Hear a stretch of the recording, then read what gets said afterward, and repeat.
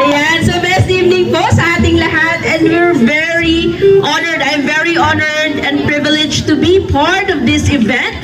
So we would like to thank the Barangay Local Government Unit of Sabang, who is our barangay captain is represented by the barangay secretary. And of course, we would also like to thank Mayor Lenny Robredo and all the other local government officials, and of course the LCC management, especially the leasing department, for making this possible and the mall operations. Thank you so much.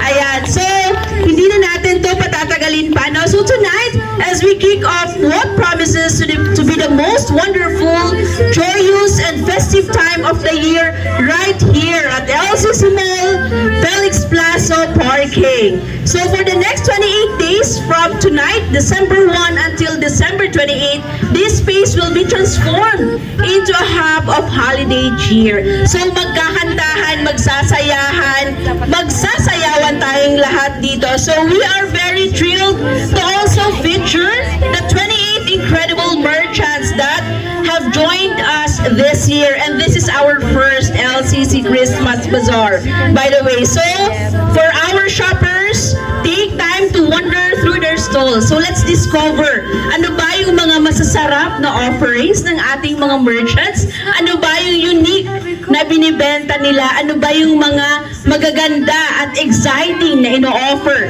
ng ating mga merchants. And the fun doesn't stop with the shopping and of course tasting our good food, but also we've created an experience for the entire family.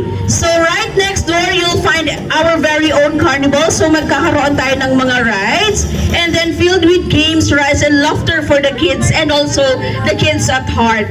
And syempre po, to make sure that every single day is special, we have an exciting lineup of events planned just for mga ka-LCC. So para sa inyo to, so sana po mag-enjoy tayong lahat. And also, thank you very much for joining us on this very special event, and thank you very much for being here tonight. Best evening, everyone.